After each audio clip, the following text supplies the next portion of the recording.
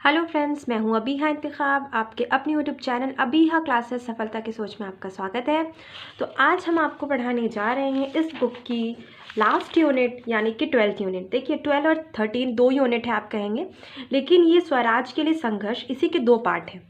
तो इन दोनों पार्टों को मैं आज कंप्लीट करूंगी। तो ये वीडियो बहुत इंपॉर्टेंट है आपके लिए और आज आपकी ये बुक पूरी कंप्लीट हो जाएगी, ख़त्म हो जाएगी। इसकी मैंने सारी यूनिट कंप्लीट करा दी है 11 तक और आज हम 12 और 13 कंप्लीट करेंगे एक साथ। तो चलिए टाइम ना वेस्ट करते हुए आज का वीडियो स्टार्ट करते हैं। तो आज की जो पहली यूनिट है हमारी स्वराज के लिए संघर्ष पार्ट 1। अगर आपने अभी तक चैनल को सब्सक्राइब नहीं किया है तो सब्सक्राइब कर लीजिए, बेल आइकन प्रेस कर लीजिए ताकि कोई भी नोटिफिकेशन आप तक पहले पहुंचे और कमेंट करके ज़रूर बताइएगा कि आपको आगे किन चीज़ों की वीडियोस चाहिए। तो चलिए पढ़ते हैं स्वराज के लिए संघर्ष। राष्ट्रीय आंदोलन का तीसरा और अंतिम चरण 1919 में शुरू हुआ था, जब विशाल जन आंदोलन का युग आरंभ हुआ। बेरोजगारी तथा महंगाई की मार से पीड़ित मजदूर तथा दस्तकार भी राष्ट्रीय आंदोलन में सक्रिय हो उठे। अफ्रीका, एशिया और यूरोप में कुछ जीतें हासिल करके देश लौटे भारतीय सैनिकों ने भी अपने आत्मविश्वास तथा दुनिया के बारे में अपना ज्ञान ग्रामीण क्षेत्रों में फैलाया। बढ़ती गरीबी तथा भारी करों के बोझ से कराते किसान भी नेतृत्व पाने की प्रतीक्षा कर रहे थे। नगरों के शिक्षित भारतीय भी बढ़ती बेरोजगारी से त्रस्त थे। इस तरह भारतीय समाज के सभी वर्ग आर्थिक कठिनाइयां महसूस कर रहे थे। और देखिए वही टाइम है जब फर्स्ट वर्ल्ड वॉर ख़त्म होती है और इन कठिनाइयों को सूखा, महंगाई और महामारियों ने बड़ा कर दिया था। अब देखिए अंतर्राष्ट्रीय स्थिति भी राष्ट्रवाद के पुनरोदय के अनुकूल थी। प्रथम महायुद्ध ने पूरे एशिया और अफ्रीका में राष्ट्रवाद को बहुत बल पहुंचाया था। राष्ट्रवाद की क्या भावना थी? देखिए अब राष्ट्रवाद की भावना एकदम प्रबल हो चुकी थी भारत में। हम यूरोप का राष्ट्रवाद अभी मैंने आपको नहीं पढ़ाया, मैं यूरोप में राष्ट्रवाद कैसे शुरू होता है उसको भी पढ़ाऊंगी। तो भारत में देखिए राष्ट्रवाद क्या है? राष्ट्रवाद का मतलब क्या होता है? देशभक्ति की। हम देश के लिए काम करेंगे, हम पूरे राष्ट्र के लिए काम करेंगे, हम राष्ट्र को आज़ाद कराएंगे। रूसी क्रांति के प्रभाव से भी राष्ट्रीय आंदोलन को बहुत बल मिला। रूस में व्लादिमीर इलियच लेनिन के नेतृत्व में वहां की बोल्शेविक यानी कम्युनिस्ट पार्टी ने जार का 7 नवंबर 1917 में तख्ता पलट दिया और वहां दुनिया के पहले समाजवादी राज्य सोवियत संघ की स्थापना की घोषणा की। चीन और एशिया के दूसरे भागों में अपने साम्राज्यवादी अधिकारों को एक तरफा तौर पर छोड़कर एशिया में जार के पुराने उपनिवेशों को आत्मनिर्णय का अधिकार देकर नई सोवियत सत्ता ने उपनिवेशों की जनता में बिजली की लहर दौड़ा दी। अब बात करते हैं कि उपनिवेशों की जो लहर थी कि नहीं, हम उपनिवेश बन के नहीं रहेंगे किसी भी देश के, हम कॉलोनी बन के नहीं रहेंगे, बल्कि हम आज़ादी चाहते हैं। और ये जो एक जन सैलाब उमड़ा, ये चीन, एशिया के कई सारे देशों में ये जन सैलाब उमड़ा कि हम आत्मनियंत्रण का अधिकार होगा हमारा, हम आत्मनिर्णय लेंगे। सोवियत सत्ता ने जो उपनिवेशों की जनता के लिए कहा था कि हमें आज़ादी चाहिए, हम उपनिवेश बन के नहीं रहेंगे, हम किसी की भी कॉलोनी बन के नहीं रहेंगे। तो इसकी स्थिति हमें भारत में भी देखने को मिलती है। भारत का राष्ट्रवादी आंदोलन इस बात से भी प्रभावित हुआ कि एशिया और अफ्रीका के दूसरे भाग में भी युद्ध के बाद राष्ट्रवादी आंदोलनों से आंदोलन हो रहे थे। भारत ही नहीं बल्कि आयरलैंड, तुर्की, मिस्र तथा अफ्रीका और पश्चिमी एशिया के दूसरे अरब देशों Iran, Afghanistan, Burma, Malaya, Indonesia, Hind, चीन, फिलीपीन, चीन और कोरिया में भी राष्ट्रवाद की लहर आगे बढ़ी। राष्ट्रवादी और सरकार विरोधी भावनाओं को उठती लहर से परिचित ब्रिटिश सरकार ने एक बार फिर गुड़ खिलाकर डंडे मारने की अर्थात कुछ छूट और दमन की नीति अपनाने का फैसला किया। इस नीति में गुड़ का काम मॉन्टेग्यू चेम्सफोर्ड सुधारों में लिया गया। देखिए अब ये हम इसको पढ़ेंगे, ये वेरी इंपॉर्टेंट है। ये चेम्सफोर्ड सुधार क्या था? तो ब्रिटिश सरकार के भारत मंत्री एडविन मॉन्टेग्यू तथा वायसराय लॉर्ड चेम्सफोर्ड ने 1918 में संविधान सुधारों की एक योजना सामने रखी, जिनके आधार पर 1919 का भारत सरकार कानून बनाया गया। इस कानून में प्रांतीय विधायी परिषदों को आकर बढ़ा दिया गया और तथा निश्चित किया गया कि अनेक अधिकांश सदस्य चुनाव जीत आएंगे। दोहरी शासन प्रणाली के तहत प्रांतीय सरकारों को अधिक अधिकार दिए गए। इस प्रणाली में वित्त, कानून और व्यवस्था आदि कुछ विषय आरक्षित घोषित करके गवर्नर के प्रत्यक्ष नियंत्रण में रखे गए तथा शिक्षा, जन स्वास्थ्य तथा स्थानीय स्वशासन जैसे कुछ विषयों को हस्तांतरित घोषित करके उन्हें विधायिकाओं के सामने उत्तरदायी मंत्रियों के नियंत्रण में दे दिया गया। इसका अर्थ ये भी था कि जिन विभागों में काफ़ी धन खर्चा होता था वे हस्तांतरित तो होंगे, मगर उनमें भी वित्त पर पूरा नियंत्रण गवर्नर का होगा। इसके अलावा गवर्नर अपनी समझ से विशिष्ट किसी भी आधार पर मंत्रियों की आज्ञा को रद्द कर सकता था। केंद्र में 2 सदनों की व्यवस्था थी। निचले सदन अर्थात लेजिस्लेटिव असेंबली में कुल 144 सदस्यों में से 14 सदस्य नामजद होते थे। ऊपर सदन अर्थात काउंसिलिंग ऑफ स्टेट्स में 26 नामजद तथा 34 चुने हुए सदस्य होते थे। गवर्नर जनरल और उनकी एग्जीक्यूटिव काउंसिलिंग पर विधानमंडल का कोई नियंत्रण नहीं था। न दूसरी ओर केंद्र सरकार का प्रांतीय सरकारों पर आबाद नियंत्रण था। इसके अलावा वोट का अधिकार बहुत अधिक सीमित था।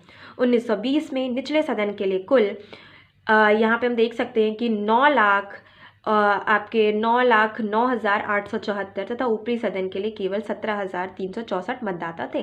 तो 9 लाख और 17,000 कोई बहुत बड़ी जनसंख्या नहीं होती है, कितने मतदाता वोट दे रहे हैं। तो अब देखिए सबसे इम्पॉर्टेंट पॉइंट आ गया रॉलेट, जो कानून बना रॉलेट एक्ट के तहत जो कानून आया था वो कितना खतरनाक कानून था। मार्च 1919 में सरकार ने केंद्र विधान परिषद के एक भारतीय सदस्य द्वारा विरोध के बावजूद रॉलेट एक्ट बनाया। इस कानून में सरकार को अधिकार प्राप्त था कि वह किसी भी भारतीय पर अदालत में मुकदमा चलाए और बिना दंड दिए जेल में बंद कर सके। कैदी को अदालत में प्रत्यक्ष उपस्थित करने का जो कानून ब्रिटेन में नागरिक स्वाधीनताओं की बुनियाद था, उसे भी निलंबित करने का अधिकार सरकार ने रॉलेट कानून के तहत प्राप्त कर लिया था। देखिए यहाँ पे क्या कहा गया था कि अगर कोई भी गवर्नमेंट का विरोध करेगा, कोई भी भारतीय, या भारतीय की बात हो रही है, ब्रिटिशर्स की बात नहीं हो रही, कोई भी भारतीय अगर गवर्नमेंट का विरोध करेगा तो उसके ऊपर ना कोई मुकदमा चलाया जाएगा और मतलब मुकदमा तो चलाया जाएगा यानी मुकदमे के तहत कोई सुनवाई नहीं होगी, उसका कोई वकील नहीं होगा, बस सीधे उसको सज़ा दे दी जाएगी। ये तो बहुत गलत है कि आप जो भी मुजरिम है, आप उसे मुजरिम कहिए या जो भी कहिए, आप उनका पक्ष ही अगर नहीं सुनेंगे, सीधे सज़ा दे देंगे, तो ये तो गलत चीज़ है। तो यही रॉलेट कानून, जो अंधा कानून भी कहलाया इंडिया में, काला कानून भी कहलाया इसको हिंदुस्तानियों ने, तो ये जो काला कानून बना इसको लेके काफ़ी विरोध किया गया, आगे हम देखेंगे। तो ये ऐसा कानून था जिसमें भारतीयों का कोई पक्ष ही नहीं होगा और भारतीय ने अगर किसी भी गवर्नमेंट नीति का विरोध किया तो उनको जेल में डाल दिया जाएगा। आप देखेंगे कि महात्मा गांधी ने कैसे नेतृत्व संभाला, भारतीय राजनीति में वो कैसे सक्रिय हुए अफ्रीका से आने के बाद। देश में असंतोष फैल गया और इस कानून के खिलाफ एक शक्तिशाली आंदोलन उठ खड़ा हुआ। इस आंदोलन के दौरान मोहनदास करमचंद गांधी नाम का एक नए नेता ने राष्ट्रीय आंदोलन की बागडोर संभाल ली। इस नए नेता ने पुराने नेताओं की एक बुनियादी कमजोरी को खूब पहचाना। दक्षिण अफ्रीका में नस्लवाद में लड़ते हुए उन्होंने संघर्ष का एक नया रूप, असहयोग और एक नई तकनीकी सत्याग्रह का विकास किया था, जिसे अब भारत में अंग्रेज़ों के खिलाफ आजमाया जा सकता था। आप देख सकते हैं गांधी जी और उनके विचार क्या थे। तो मोहनदास करमचंद गांधी का जन्म गुजरात के पोरबंदर नामक स्थान पर 2 अक्टूबर 1869 को हुआ था। ब्रिटेन में कानून की शिक्षा प्राप्त करने के बाद वे वकालत करने के लिए दक्षिण अफ्रीका चले गए। न्याय की उच्च भावना से प्रेरित होकर उन्होंने उस नस्लवादी अन्याय, भेदभाव और हीनता के खिलाफ संघर्ष किया जिसका शिकार दक्षिण अफ्रीका के उपनिवेशों में भारतीयों को होना पड़ रहा था। गांधी जी इन स्थितियों के विरोध में चलने वाले संघर्ष के शीर्ष नेता बन गए और 1893 और 1914 में वे दक्षिण अफ्रीका के नस्लवादी अधिकारियों के खिलाफ एक बहादुराना मगर असमान संघर्ष चला रहे थे। लगभग 2 दशक लंबा यही वह संघर्ष था जिसके दौरान उन्होंने सत्य और अहिंसा पर आधारित सत्याग्रह नाम तकनीकों का विकास किया। उनके अनुसार एक आदर्श सत्याग्रही सत्य और शांति प्रेमी होता है, मगर वह जिस बात को गलत समझता है उसे स्वीकार करने से दृढ़तापूर्वक इनकार कर देता है। गांधी जी की दृष्टि में अहिंसा कायरों और कमज़ोरों का अस्त्र नहीं, केवल निडर और बहादुर लोग ही इसका उपयोग कर सकते हैं। 1920 में अपने साप्ताहिक पत्र यंग इंडियन में एक प्रसिद्ध लेख में वे लिखते हैं कि अहिंसा हमारी प्रजाति का धर्म है। देखिए यंग इंडिया के अगर हम पूछे जाएं कि संपादक कौन रही, जो साप्ताहिक पत्र था ये यंग इंडिया का, तो इसके जो संपादक रहे या संस्थापक कह सकती हैं आप लोग कह सकते हैं, तो संस्थापक जो रहे ये महात्मा गांधी रहे यंग इंडिया के। तो इसमें एक प्रसिद्ध लेख वे लिखते हैं कि अहिंसा हमारी प्रजाति का धर्म है, जैसे हिंसा पशु का धर्म है, परंतु अगर केवल कायरता और हिंसा में किसी एक को चुनना हो तो मैं हिंसा को चुनने की सलाह दूंगा। भारत कायरतापूर्वक असहाय होकर अपने सम्मान का अपहरण होते देखता रहे, इसके बजाय मैं उसे अपने सम्मान की रक्षा के लिए हथियार उठाते देखना अधिक पसंद करूंगा। एक जगह उन्होंने अपने पूर्व जीवन संघर्ष की व्याख्या इस प्रकार की है कि सत्य और अहिंसा ही वह अकेला धर्म है जिसका मैं दावा करना चाहता हूँ।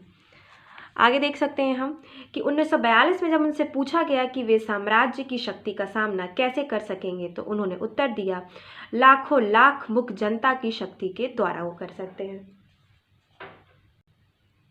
गांधी जी 46 वर्ष के आयु में 1915 में भारत लौटे। उन्होंने 1916 में अहमदाबाद के पास साबरमती आश्रम की स्थापना की, जहां उनके मित्रों और अनुयायियों को रहकर सत्य अहिंसा को समझना तथा व्यवहार करना पड़ता था। अब देखिए, सबसे इम्पॉर्टेंट और पहला सत्याग्रह भारत में कब स्टार्ट हुआ, तो चंपारण सत्याग्रह, जो भारत का पहला सत्याग्रह था, ये 1917 में स्टार्ट हुआ। गांधी जी ने सत्याग्रह का अपना पहला बड़ा प्रयोग बिहार के चंपारण जिले में 1917 में किया। यहाँ नील के खेतों में काम करने वाले किसानों पर यूरोपीय नीलहे बहुत अधिक अत्याचार करते थे। किसानों को अपनी ज़मीन के कम से कम 3 से, अगर हम बात करें 20 में से 3 भाग पर नील की खेती करना तथा नीलहों द्वारा तय दामों पर उन्हें बेचना पड़ता था। इस तरह की परिस्थितियां पहले बंगाल में भी रही थी, मगर 1859 और 61 के काल में एक बड़े विद्रोह के द्वारा वहां के किसानों ने नीलहे साहबों से मुक्ति पा ली थी। गांधी जी बाबू राजेंद्र प्रसाद, मजहरुल हक, जेपी कृपलानी, नरहरि पारिक और महादेव देसाई के साथ 1917 में वहां पहुंचे और किसानों की हालत की विस्तृत जांच पड़ताल करने लगे। जिले के अधिकारियों ने जल भुनकर उन्हें चंपारण छोड़ने का आदेश दे दिया, मगर उन्होंने आदेश का उल्लंघन किया। जेल मुकदमे के लिए तैयार रहे सरकार ने मजबूर होकर पिछला आदेश रद्द कर दिया और एक जांच समिति बिठाई, जिसके एक सदस्य स्वयं गांधी जी थे। अंततः किसान जिन समस्याओं से पीड़ित थे उनमें कमी हुई। इस तरह भारत में सविनय अवज्ञा आंदोलन की पहली लड़ाई गांधी जी ने जीत ली। देखिए, ये क्या हुआ था कि चंपारण जो एक डिस्ट्रिक्ट है, एक ज़िला है बिहार का, यहाँ पे नील की खेती होती थी। पूरे भारत में ही नील की खेती होती थी, लेकिन नील की खेती जो ब्रिटिशन गवर्नमेंट करवा रही थी, अब हम कह सकते हैं ईस्ट इंडिया भारत में करवा रही थी, उसी समय जर्मन में एक आर्टिफिशियल नील बनना स्टार्ट हो गई और ये नील खेती वाली नील से काफ़ी सस्ती होती थी। तो ब्रिटिश की जो मार्केट थी वो पूरे विश्व में धीरे धीरे गिरने लगी। अब ब्रिटिशन्स नील का लोग बहुत कम प्रयोग कर रहे थे, जर्मन आर्टिफिशियल नील का लोग ज़्यादा प्रयोग कर रहे थे। तो अब जो आप साल देख रहे हैं यहाँ पे, ये वो साल है जब भारत में ब्रिटिश ईस्ट इंडिया कंपनी के पूरे पांव जम चुके हैं। भारत में ब्रिटिश सरकार बन चुकी है, भारत ब्रिटिश का कॉलोनी बन चुकी है। तो अब यहाँ पे जो स्थिति है वो सिर्फ व्यापारी की स्थिति नहीं है, अब वो सत्ता में आ चुके हैं अंग्रेज़। तो जब अंग्रेज़ सत्ता में आ चुके हैं तो वो जो किसान हैं उन पे बहुत ज़्यादा अत्याचार करते थे, उनको दाम भी नहीं देते थे जो नील की खेती वो कराते थे। और नील की खेती में पानी भी बहुत लगता है और ज़मीन की उर्वरता क्षमता भी बहुत कम होती जाती है। तो काफ़ी ज़्यादा दयनीय स्थिति में थे वहाँ के किसान। तो उन्होंने गांधी जी का नाम सुना था, तो गांधी जी के पास वो आए और गांधी जी से वो पूरी बात कहते हैं अपनी। तो गांधी जी उनके साथ जाते हैं और वहाँ पे कई सारे रिपोर्ट्स तैयार कराते हैं, लेकिन वहाँ का जो कलेक्टर रहता है उसको ये बात बहुत बुरी लगती है, वो पसंद नहीं आती और गांधी जी को मोतिहारी कोर्ट में पेश किया जाता है, जहाँ पे गांधी जी पूरी बात बताते हैं। और फिर जो सरकार रहती है वो ये बहुत देख के प्रसन्न होती है, खुश होती है कि ये जो पूरा आंदोलन चलाया गया इसमें कोई भी हिंसा नहीं हुई, कोई भी मारपीट नहीं हुई, बहुत शांति से ये आंदोलन चला है। तो वो इम्प्रेस हो जाते हैं गांधी जी से और कहते हैं कि ठीक है, हम आपकी बात मान लेते हैं। और एक समिति बनाई जाती है जिसके तहत तय किया जाता है कि किसानों पर कोई भी दबाव नहीं होगा कि अगर वो चाहें तो नील की खेती करें या चाहें तो नील की खेती ना करें। यानी कि जो ये 20% अगर ज़मीन है तो उसमें 3% पर उन्हें नील की खेती करनी पड़ती थी, ऐसा कोई भी प्रेशर उनके ऊपर नहीं होगा। तो ये बहुत सक्सेसफुल रहा और गांधी जी की यहीं से लोकप्रियता बहुत तेज़ी से बढ़ गई। अब देखते हैं अहमदाबाद में मजदूरों की हड़ताल। सन 1918 में गांधी जी ने अहमदाबाद में मजदूरों और मिल मालिकों के एक विवाद में हस्तक्षेप किया। उन्होंने मजदूरी में 35% वृद्धि की मांग करने तथा इसके लिए हड़ताल पर जाने की राय दी, लेकिन उन्होंने जोर देकर कहा कि हड़ताल के दौरान मजदूर मालिकों के खिलाफ हिंसा का प्रयोग ना करें। आगे देख सकते हैं कि उनके अनशन ने मिल मालिकों पर दबाव डाला, वे नर्म पड़कर मजदूरी 15% बढ़ाने पर सहमत हो गए। अब देखिए ये क्या किस्सा है, अहमदाबाद में मजदूरों की हड़ताल कैसे होती है। अहमदाबाद आप जानते हैं कि आज भी अहमदाबाद और गुजरात जो है वो व्यापार के लिए और मिलों फैक्ट्रीज़ के लिए आज भी बहुत ज़्यादा फेमस है। तो उस समय की भी यही स्थिति थी, बहुत ज़्यादा ये फेमस जगहें थी मिल और फैक्ट्रियों के लिए। तो अहमदाबाद में जो ये होता है 1918 में कि गांधी जी को एक आंदोलन में भाग लेना पड़ता है। ये आंदोलन कैसे और कब स्टार्ट होता है मैं बताती हूँ आपको। देखिए, ये वही समय है जब भारत में प्लेग आता है, और प्लेग आने की वजह से बहुत से जो मिल में काम करने वाले वर्कर्स रहते हैं, मजदूर रहते हैं, वो बड़े बड़े शहर छोड़कर, मुंबई, अहमदाबाद जैसे बड़ी बड़ी सिटीज़ छोड़कर अपने गाँव की तरफ लौट जाते हैं। तो मिलों में वर्कर्स की बहुत कमी हो जाती है। तो मिल मालिक क्या करते हैं, इन वर्कर्स को रोकने के लिए एक बोनस स्टार्ट कर देते हैं, 50% बोनस, वो प्लेग बोनस के नाम से इसको स्टार्ट कर देते हैं, जो 50% ये सैलरी के रूप में इनको देते हैं। अब इनके पास अच्छी खासी सैलरी आती है, तो बहुत से वर्कर्स इसमें काम करने लगते हैं। लेकिन जब ये प्लेग धीरे धीरे ख़त्म हो जाता है भारत से, तो ये लोग क्या करते हैं, जो मिल मालिक रहते हैं, ये बोनस हटा देते हैं और इस बोनस को 20% कर देते हैं। तो अब कंडीशन ये है कि विश्व युद्ध की स्थिति है और पूरे दुनिया में महंगाई बढ़ती जा रही है। तो वर्कर्स कहते हैं नहीं भाई, हम आपकी बात नहीं मानेंगे, आप उसको प्लेग बोनस से कोई भी नाम हटा के कोई भी नाम रख दो, लेकिन हमें पूरा 50% बोनस आप देते रहो। लेकिन ये बात मिल मालिकों को सही नहीं लगती। वो कहते हैं ठीक है, हम आपको निकाल देंगे। वो इन अहमदाबाद के जो मिल के जो लेबर्स होते हैं उनको निकाल देते हैं और मुंबई से नए लेबर्स को बुला लेते हैं। तो बेचारे ये जो वर्कर्स रहते हैं, ये वहाँ के लोकल लीडर्स के पास पहुँचते हैं। वो लोकल लीडर्स गांधी जी के पास पहुँचते हैं, क्योंकि गांधी जी काफ़ी पॉपुलर हो चुके थे चंपारण की वजह से। तो गांधी जी आते हैं और सारा हाल देखते हैं कि कितनी महंगाई है, किस हिसाब से कैसे स्थिति है मजदूरों की। तो वो 35% तय करते हैं। लेकिन स्टार्टिंग में ये उनकी मांग को नहीं माना जाता। मिल मालिक कहते हैं नहीं, मैं 20% ही दूंगा। गांधी जी कहते हैं नहीं, 35% ज़्यादा सही है, क्योंकि इसमें ही उनका गुजारा हो सकता है। यही सब चीज़ें चलती रहती हैं। तो फिर बीच में ऐसी कंडीशन आ जाती है कि गांधी जी को मजदूर छोड़ देते हैं और वो कहते हैं कि ठीक है, हमें अगर मिल मालिक 20% दे रहा है तो हम उसी पे काम करेंगे, क्योंकि उनकी स्थिति बहुत ख़राब हो जाती है। तब गांधी जी हड़ताल कर देते हैं और अन्न और जल त्याग देते हैं और कहते हैं कि जब तक ये हड़ताल सक्सेसफुल नहीं होगी, हमें 35% बोनस नहीं मिलेगा, मैं कुछ नहीं खाऊं पीऊँगा। तो जो वर्कर्स वापस चले जाते हैं मिल में काम करने के लिए, वो फिर से गांधी जी के पास आ जाते हैं और ये आंदोलन चलता है। तो बाद में मिल के मालिकों को झुकना पड़ता है और वो कहते हैं ठीक है, 35% आपकी जो बोनस का परसेंटेज है उसको हम मान लेते हैं। तो ये भी गांधी जी का जो दूसरा मूवमेंट रहता है भारत में, बहुत सक्सेसफुल होता है। अब आगे पढ़ते हैं हम। गुजरात में खेड़ा में जो होता है, सन 1918 में खेड़ा ज़िले के किसानों की फसल चौपट हो जाती है गुजरात के, मगर सरकार ने लगान छोड़ने से एकदम इनकार कर दिया और पूरा लगान वसूल करने पर उतारू हो गई। गांधी जी ने किसानों का साथ दिया और उन्हें राय दी कि जब तक लगान में छूट नहीं मिलती वे लगान देना बंद कर देंगे। जब यह खबर मिली कि सरकार ने केवल उन्हीं किसानों से लगान वसूलने के आदेश दिए हैं जो लगान दे सकते हों, तभी वह संघर्ष वापस लिया गया। सरदार वल्लभ भाई पटेल उनके अनेक नौजवानों में एक थे जो खेड़ा के किसान संघर्ष के दौरान गांधी जी के अनुयायी बने थे। अब देखिए, यहाँ पे भी ये सक्सेसफुल रहा। गांधी जी की मूवमेंट सक्सेसफुल क्यों रहा है, इसकी एक बहुत बड़ी वजह ये है। आप देख सकते हैं कि गांधी जी के मूवमेंट में कहीं हिंसा नहीं होती, बल्कि वो बहुत अहिंसा से और शांति से अपने मूवमेंट को चलाते हैं, इसलिए वो मूवमेंट चलता है और एक अपनी मंजिल तक पहुँचता है। सबसे बड़ी चीज़ ये है। अब देखते हैं कि गांधी जी रॉलेट कानून, जो मैंने अभी आपको बताया कि रॉलेट कानून जो अंधा कानून या ब्लैक कानून आप जिसे कह सकते हैं भारत में था, उसके खिलाफ सत्याग्रह कैसे शुरू किया। तो दूसरे राष्ट्रवादियों की तरह गांधी जी को भी रॉलेट कानून से धक्का लगा। फरवरी 1919 में उन्होंने एक सत्याग्रह सभा बनाई, जिसके सदस्यों ने इस कानून का पालन न करने तथा गिरफ्तारी और जेल जाने का सामना करने की शपथ ली। राष्ट्रवादी आंदोलन चाहे नरमपंथियों के नेतृत्व में हुआ हो या गर्मपंथियों के, अभी तक आंदोलन तक ही सीमित था। बड़ी सभाएं, प्रदर्शन, सरकार से सहयोग करने से इनकार, विदेशी वस्त्रों तथा स्कूलों का बहिष्कार या व्यक्तिगत हिंसा कार्यवाही अभी तक राजनीतिक कार्यों के यही रूप में राष्ट्रवादियों को ज्ञात थी। अब आगे देख सकते हैं कि 1919 में मार्च और अप्रैल महीनों में भारत में अभूतपूर्व राजनीतिक जागरण आया। लगभग पूरा देश एक नई शक्ति से भर उठा। हड़तालें, काम रोको अभियान, जुलूस और प्रदर्शन होने लगे। हिंदू मुसलमान एकता के नारे हवाओं में गूंजने लगे। पूरे देश में बिजली की लहर दौड़ गई। भारतीय जनता विदेशी शासन के अपमान को और सहने को तैयार नहीं थी। अब आगे देख सकते हैं कि जलियांवाला बाग हत्याकांड क्या होता है। तो जलियांवाला बाग हत्याकांड हमारे भारत में और हमारे इतिहास में एक बहुत ही जिसे आप कह सकते हैं अमानवीय घटना है, बहुत ही क्रूर घटना है। और ब्रिटिशर्स का असली चेहरा अगर आप इतिहास में देखना चाहते हैं तो ये जलियांवाला बाग में आप देख सकते हैं। और हम भारतीयों को आज़ादी कितनी मुश्किलों से मिली है, ये वो एक इसका जीता जागता एग्जाम्पल है, जलियांवाला हत्याकांड। गांधी जी ने 6 अप्रैल 1919 को एक व्यापक हड़ताल का आह्वान किया। जनता ने अभूतपूर्व उत्साह से इसका अनुसरण किया। सरकार ने इस जन प्रतिरोध का सामना खासकर पंजाब में दमन करने का निश्चय कर लिया। अब वहाँ पे डायर था, ठीक है।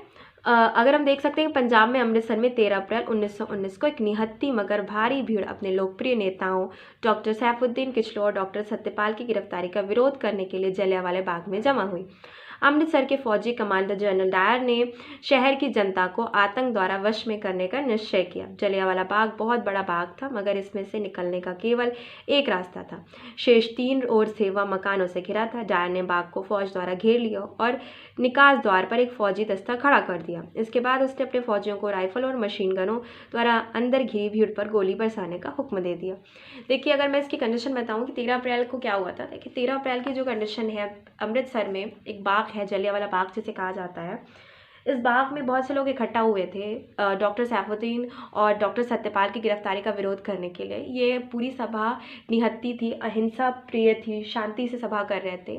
यहाँ पे एक बैंक कर्मचारी ब्रिज बैकाल अपनी नज़्म फरियाद पढ़ रहे थे। उसी टाइम जनरल डायर, शाम का वक्त रहता है, 5 बजे की कंडीशन रहती है। जनरल डायर आता है और अपने साथ कुछ बख्तरबंद गाड़ियाँ लेके आता है। और जो गली रहती है पहुंचने की बाग तक, ये काफ़ी पतली गली होती है, यानी कि अगर बख्तरबंद गाड़ियां खड़ी हो जाएं तो कोई बाहर निकल नहीं सकता। और जैसे कि इसमें लिखा है कि बिल्कुल एक ही रास्ता था निकलने के लिए और आने के लिए, तो कोई और रास्ते तो थे नहीं। तो वो वहीं पे मेन गेट पे ही अपनी गाड़ियां लगा देता है और बिना कुछ पूछे, बिना कुछ कहे या कोई कमांड बिना दिए वो सीधे एक कमांड देता है, फायर। वो एक तरफ गोरखास को खड़ा कर देता है और एक तरफ पठान्स बटालियंस को खड़ा कर देता है और बस ऑर्डर दे देता है, फायर। और 16 से 33 राउंड तक गोलियां चलाई जाती हैं और इतनी ज़्यादा खतरनाक वो बुलेट्स होती हैं, 303 बुलेट्स वो फायर होती है कि अगर वो बुलेट बॉडी के अंदर जाती है तो पूरा बोन में छेद करके, ये पहले तो अंदर पूरा घूमती है और फिर छेद करके निकल जाती है। यानी कि इतनी खतरनाक राइफल से वो शूट करवा रहा था और इतने पास से शूट करवा रहा था। और वहाँ पे ज़्यादातर संख्या में बुज़ुर्ग, बच्चे और महिलाएं ही थी।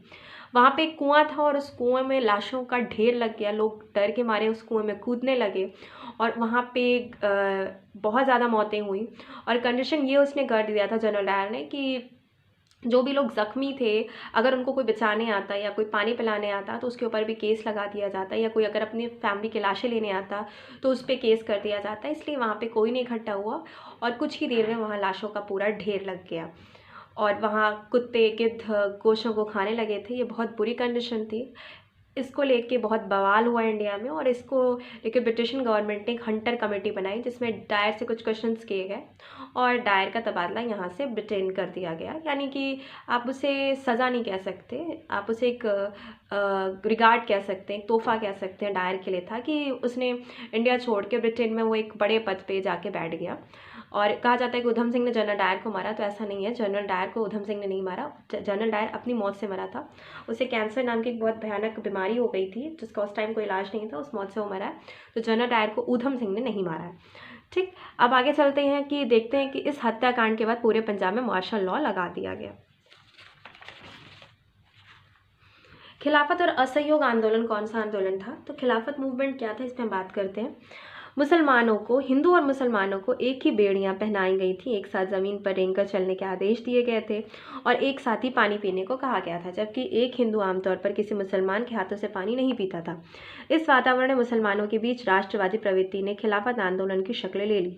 ब्रिटेन तथा उसके सहयोगी ने तुर्की की उस्मानिया सल्तनत के साथ जो व्यवहार किया था, जिस तरह उसके टुकड़े करके थ्रेस को हथिया लिया था, राजनीतिक चेतना प्राप्त मुसलमान उसके आलोचक थे।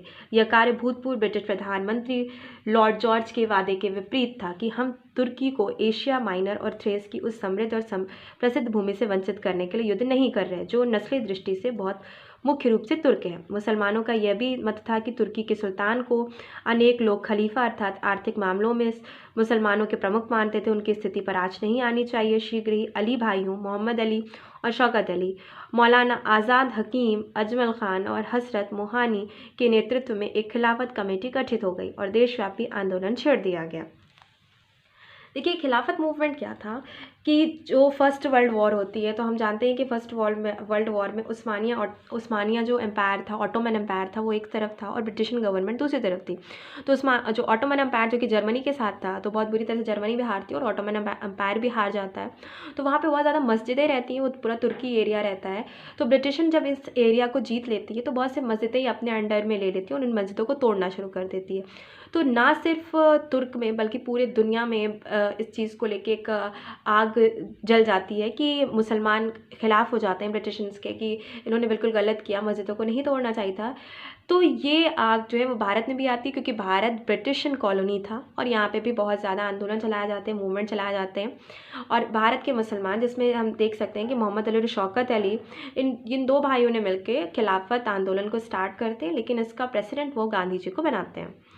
अब आगे देख सकते हैं कि दिल्ली में नवंबर 1919 में आयोजित अखिल भारतीय खिलाफत सम्मेलन ने फैसला किया कि अगर उनकी मांगें ना मानी गईं तो सरकार से सहयोग करना बंद कर देंगे। अपनी तरफ से लोकमान्य तिलक और महात्मा गांधी समेत तमाम कांग्रेसी नेताओं ने भी खिलाफत आंदोलन को हिंदू मुसलमान एकता स्थापित करने का मुसलमान जनता को राष्ट्रीय आंदोलन में लाने का सुनहरा अवसर जाना।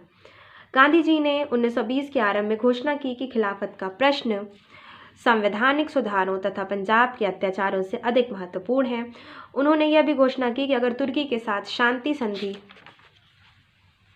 की शर्तें भारतीय मुसलमानों को संतुष्ट नहीं करती तो वे असहयोग आंदोलन छोड़ेंगे। वास्तव में गांधी जी शीघ्र ही खिलाफत आंदोलन के एक नेता के रूप में उभरे। इस बीच सरकार ने रॉलेट कानून रद्द करने, पंजाब के अत्याचारों की भरपाई करने या राष्ट्रवादियों की स्वशासन की आकांक्षाओं को संतुष्ट करने से इनकार कर दिया। जून 1920 में इलाहाबाद में सभी दलों का एक सम्मेलन हुआ जिसमें स्कूल, कॉलेज और अदालतों के बहिष्कार का एक कार्यक्रम किया गया। देखिए, गांधी जी समझ रहे थे कि जो खिलाफत मूवमेंट है ये सिर्फ मुसलमान ही इसमें सीमित हैं, तो कैसे इसमें हिंदुओं को जोड़ा जाए। तो उन्होंने कहा कि मैं असहयोग आंदोलन स्टार्ट कर दूंगा, क्योंकि भारतीयों के लिए भारतीयों ने अपनी कुछ मांगे रखी थी, उन मांगों को पूरा नहीं किया गया, यानी रॉलेट कानून को हटाया नहीं गया। पंजाब के अत्याचारियों यानी जो जलियांवाला बाग में कांड हुआ था उसकी कोई भरपाई नहीं की गई, यानी डायर को कोई सज़ा नहीं मिली। तो इन सब चीज़ों को लेकर ये तय किया गया कि हम स्कूल, कॉलेज, अदालतों का बहिष्कार कर देंगे। असहयोग का मतलब है कि हम सरकार के किसी भी काम में पार्टिसिपेट नहीं करेंगे, भाग नहीं देंगे, यानी उनका असहयोग करेंगे, जिनसे समझ में उनको आ जाएगा कि भारत में बिना भारतीयों के शासन करना काफ़ी मुश्किल है। सितंबर 1920 में कलकत्ता में कांग्रेस का एक विशेष अधिवेशन हुआ।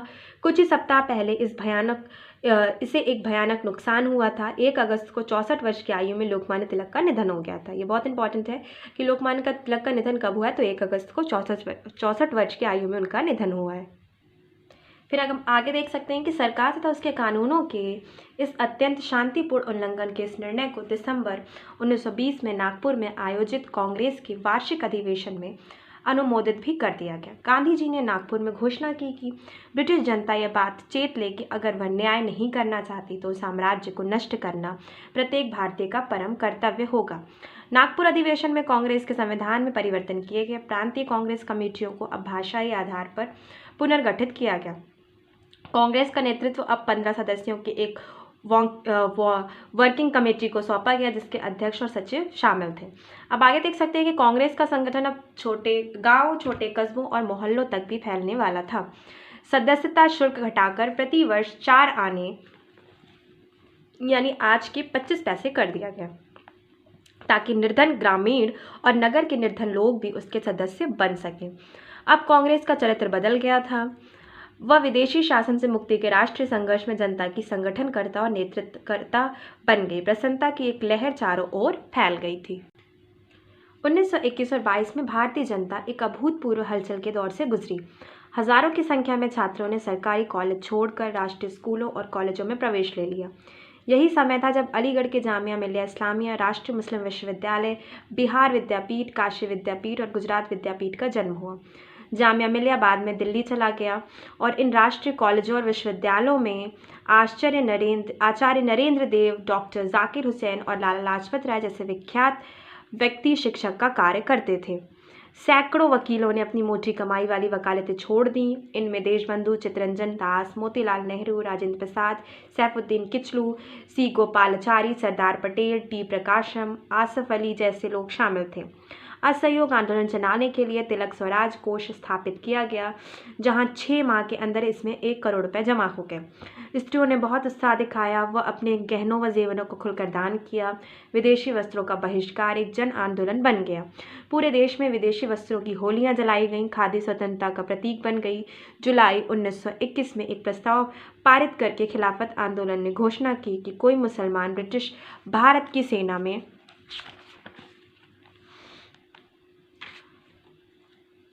भर्ती नहीं होगा। सितंबर में राजद्रोह का आरोप लगाकर अली भाइयों को कैद कर लिया गया। गांधी जी ने फौरन आह्वान किया कि इस प्रस्ताव को सैकड़ों सभाओं में पढ़कर सुनाया जाएगा। अखिल भारतीय कांग्रेस कमेटी के 50 सदस्यों ने ऐसी ही एक घोषणा की, जो सरकार सामाजिक और आर्थिक राजनीतिक दृष्टि से भारत का उत्पीड़न कर रही थी, उसकी सेवा कोई भारतीय न करे। ऐसा ही एक बयान कांग्रेस वर्किंग कमेटी ने भी जारी किया। 1921 के अंत तक गांधी जी को छोड़कर सारे महत्वपूर्ण राष्ट्रवादी नेता तथा 3000 दूसरे लोग जेलों में बंद किए जा चुके थे। नवंबर 1921 में ब्रिटिश सिंहासन के उत्तराधिकारी प्रिंस ऑफ वेल्स जब भारत भ्रमण पर आए तो उनका स्वागत बड़े विरोध प्रदर्शनों द्वारा किया गया। बम्बई में एक प्रदर्शन को कुचलने का प्रयास सरकार ने किया और इसमें 53 लोग मारे गए, लगभग 400 लोग घायल हुए। दिसंबर 1921 में अहमदाबाद में कांग्रेस के वार्षिक अधिवेशन में एक प्रस्ताव पारित किया गया। इस प्रस्ताव में कांग्रेस ने अपना यह दृढ़ मत दोहराया कि जब तक पंजाब और खिलाफत की गलतियों की भरपाई नहीं की जाती और स्वराज स्थापित नहीं होता, वह पहले से भी अधिक जोरदार ढंग से अहिंसक असहयोग आंदोलन जारी रखेगी। आगे देख सकते हैं कि फरवरी 1919 में वायसराय ने विदेश सचिव को पत्र लिखा कि शहरों के निम्न वर्गों पर असहयोग आंदोलन का गहरा प्रभाव पड़ा है। कुछ क्षेत्रों में, खासकर असम घाटी के कुछ भागों, संयुक्त प्रांत, बिहार, उड़ीसा और बंगाल में किसान भी प्रभावित हुए हैं। फरवरी 1922 में महात्मा गांधी ने घोषणा की कि अगर 7 दिनों के अंदर राजनीतिक बंदी रिहा नहीं किए जाते और प्रेस पर सरकार का नियंत्रण समाप्त नहीं होता, वे करों और गैर अदायगी समेत एक सामूहिक नागरिक अवज्ञा आंदोलन छेड़ेंगे। संयुक्त प्रांत के गोरखपुर जिले में चौरी चौरा नामक गाँव, ये बहुत इंपॉर्टेंट है। चौरी चौरा कांड क्या होता है? तो संयुक्त प्रांत के गोरखपुर जिले में चौरी चौरा नामक गांव में 3000 किसानों के एक कांग्रेसी जुलूस पर पुलिस ने गोलियां चलाईं। क्रुद्ध भीड़ ने पुलिस थाने पर हमला कर उसमें आग लगा दी, जिसमें 22 पुलिसकर्मी मारे गए।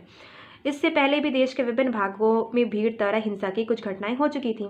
गांधी जी को भय था कि जन उत्साह और जोश के इस वातावरण में आंदोलन आसानी से एक हिंसक मोड़ ले सकता है।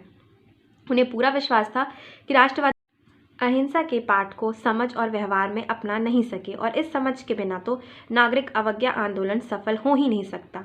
हिंसा से उनका कोई संबंध न था। इस बात के अलावा शायद उन्हें यह भी विश्वास था कि कांग्रेस वर्किंग कमेटी ने 22 फरवरी को गुजरात के बरदौली नामक स्थान पर अपनी मीटिंग की और एक प्रस्ताव द्वारा उन सभी गतिविधियों पर रोक लगा दी जिनमें कानून का उल्लंघन हो सकता था। उसने कांग्रेस जनों से आग्रह किया कि वे अपना समय चरखा को लोकप्रिय बनाने, राष्ट्रीय विद्यालय चलाने, छुआछूत मिटाने तथा हिंदू मुसलमान एकता को प्रोत्साहित करने जैसे रचनात्मक कार्यों में लगाएं। बरदौली के प्रस्ताव ने पूरे देश को सकते में डाल दिया। आश्चर्यचकित राष्ट्रवादियों में इसकी मिलीजुली प्रतिक्रिया हुई। कुछ को तो गांधी जी में पूरी श्रद्धा थी और उन्हें विश्वास था कि आंदोलन पर यह रोक संघर्ष की गांधीवादी रणनीति का ही एक भाग है। आगे देख सकते हैं कि जवाहरलाल नेहरू जैसे दूसरे युग नेताओं ने भी ऐसी ही प्रतिक्रिया व्यक्त की, लेकिन जनता और नेतागण दोनों को गांधी जी में आस्था थी और वे सार्वजनिक रूप से उनके आदेश का उल्लंघन नहीं करना चाहते थे। खुलकर विरोध किए बिना उन्होंने अनेक फैसले को स्वीकार कर लिया। इस तरह पहला असहयोग और नागरिक अवज्ञा सिविल डिसोबीडियंस आंदोलन लगभग समाप्त हो गया। यानी कि जो चौरी चौरा कांड हुआ उसकी वजह से गांधी जी ने, आप ये कह सकते हैं कि इस असहयोग आंदोलन को वापस ले लिया। अब आगे देख सकते हैं कि खिलाफत का प्रश्न भी बहुत जल्द अप्रासंगिक हो गया। तुर्की की जनता मुस्तफ़ा कमाल पाशा के नेतृत्व में उठ खड़ी हुई और उसने नवंबर 1922 में सुल्तान को सत्ता से वंचित कर दिया। असहयोग आंदोलन में खिलाफत आंदोलन की एक महत्वपूर्ण भूमिका रही। इसके कारण नगरों के मुसलमान राष्ट्रीय आंदोलन में शामिल हुए और इस तरह देश में उन दिनों राष्ट्रवादी उत्साह तथा उल्लास का जो वातावरण था उसे बनाने में इसका भी एक हद तक योगदान था। इसके साथ ही ये भी ध्यान रहे कि खलीफा के प्रति मुसलमानों की चिंता से भी बड़े पैमाने पर उनकी भावनाओं का प्रतिनिधित्व खिलाफत आंदोलन ने किया। वास्तव में यह मुसलमानों में साम्राज्यवाद विरोधी भावनाओं के प्रसार का एक पक्ष था। खिलाफत आंदोलन में इन भावनाओं को भी ठोस अभिव्यक्ति मिली। आखिरकार जब कमाल पाशा ने 1924 में खिलाफत को समाप्त कर दिया तो भारत में कोई भी प्रतिरोध नहीं हुआ। यानी कि हम देख सकते हैं कि बहुत जो बड़े बड़े मूवमेंट थे, खिलाफत, असहयोग, ये सारे के सारे अब समाप्त हो चुके थे। स्वराजवादी, अब यहाँ पे हम देख सकते हैं कि 1922 और 28 के दौरान भारतीय राजनीति में बड़ी बड़ी घटनाएं घटीं। असहयोग आंदोलन के रोके जाने से तात्कालिक रूप में राष्ट्रवादियों के बीच हताशा की भावना फैली। इसके अलावा जिन नेताओं को यह फैसला करना था कि आंदोलन को निष्क्रिय बनने से कैसे बचाया जाए, उनके बीच गहरे मतभेद उभर आए। उनमें से एक विचार के प्रतिनिधि चित्तरंजन दास और मोतीलाल नेहरू भी थे, जिन्होंने बदलती हुई परिस्थितियों में एक नए प्रकार की राजनीतिक गतिविधि का सुझाव दिया। उनका कहना था कि राष्ट्रवादियों को विधानमंडलों का बहिष्कार समाप्त करके उनमें भाग लेना चाहिए। सरकारी योजनाओं के अनुसार उनके चलने में बाधा डालनी चाहिए। उनकी कमजोरियों को सामने लाना चाहिए। उनको राजनीतिक संघर्ष का क्षेत्र बनाना चाहिए। इस प्रकार जन उत्साह जगाने में उनका उपयोग करना चाहिए। अपरिवर्तनवादी कहे जाने वाले सरदार वल्लभ भाई पटेल, डॉक्टर अंसारी, बाबू राजेंद्र प्रसाद तथा दूसरे लोगों ने विधानमंडल में जाने का विरोध किया। दिसंबर 1922 में चित्तरंजन दास और मोतीलाल नेहरू ने कांग्रेस खिलाफत स्वराज पार्टी की स्थापना की। स्वराजवादियों तथा अपरिवर्तनवादियों के बीच अब तक एक तीखा राजनीतिक विवाद उठ खड़ा हुआ। गांधी जी इस बीच स्वास्थ्य संबंधी आधार पर 5 फरवरी 1924 को रिहा कर दिया गया, मगर वे भी इनमें एकता कायम करने में असफल रहे। लेकिन दोनों ही पक्ष सूरत 1907 में विभाजन के कड़वे अनुभव को दोहराने से बचाना चाहते थे। फिर आगे देख सकते हैं कि मार्च 1925 में एक प्रमुख राष्ट्रवादी नेता विट्ठल भाई पटेल को केंद्रीय धारा सभा का अध्यक्ष स्पीकर निर्वाचित करवाने में भी सफल रहे। उन्होंने 1919 के सुधार आंदोलन के खोखलेपन को भी उजागर किया, लेकिन वे भारत की निरंकुश सरकार की नीतियां बदलने में असफल रहे और पहले मार्च 1926 और फिर जनवरी 1930 में उन्हें केंद्रीय धारा सभा का बहिष्कार करना पड़ा। अब आगे देख सकते हैं कि स्वराजवादी और अपरिवर्तनवादी भले ही अपने अपने ढंग से काम करते रहे, मगर उनके बीच कोई बुनियादी मतभेद नहीं था। इसी बीच जून 1925 में चित्तरंजन दास के निधन से राष्ट्रीय आंदोलन और स्वराजवादियों को एक और गहरा धक्का लगा। मुस्लिम लीग और हिंदू महासभा दिसंबर 1917 में फिर सक्रिय उठी। नतीजा यह हुआ कि हम सबसे पहले भारतीय हैं की भावना को काफ़ी पहले से चली आ रही थी को गहरा धक्का लगा। स्वराजवादी पार्टी के नेता मोतीलाल नेहरू और दास कट्टर राष्ट्रवादी थे, मगर सांप्रदायिकता ने इस पार्टी को भी विभाजित कर दिया। प्रत्युत्तरवादी कहे जाने वालों के एक वर्ग ने सरकार को अपना सहयोग करने का प्रस्ताव रखा ताकि तथाकथित हिंदू हितों की रक्षा की जा सके। अब देखिए यहाँ पे जो राष्ट्रवाद की भावना थी कि हम पहले भारतीय हैं, ये अब कहीं ना कहीं हिंदू मुसलमान में बढ़ चुकी थी। मुस्लिम लीग और हिंदू महासभा अब खड़ी हो चुकी थी। सांप्रदायिक दंगों के रूप में देखी गई नई दरिंदगी का प्रायश्चित करने के लिए उन्होंने दिल्ली में मौलाना मोहम्मद अली के घर में सितंबर 1924 में 21 दिनों का उपवास किया, लेकिन उनके प्रयासों को कोई विशेष सफलता नहीं मिली। मई 1927 में गांधी जी ने लिखा कि प्रार्थना और प्रार्थना का प्रत्युत्तर मेरी अकेली आशा है, लेकिन राष्ट्रीय उभार की शक्तियां चुपके चुपके बढ़ रही हैं। नवंबर 1927 में जब साइमन कमीशन के गठन की घोषणा हुई तो भारत इस अंधेरे से फिर बाहर निकलना और राजनीतिक संघर्ष का नया युग आरंभ हुआ। तो आज आपकी टोटल 12 यूनिट कंप्लीट हो गई है। 13 यूनिट मैं इस वीडियो में नहीं पढ़ाऊंगी क्योंकि वीडियो बहुत लंबा हो जाएगा, लेकिन मैं आज ही इस यूनिट को भी कंप्लीट कराऊंगी। तो इसके बाद जो नेक्स्ट वीडियो आपको मिलेगा वो इसी यूनिट का मिलेगा। तो आज ही आपकी बुक पूरी कंप्लीट हो जाएगी। चैनल को सब्सक्राइब कीजिएगा, वीडियो को लाइक कीजिएगा। थैंक यू दोस्तों।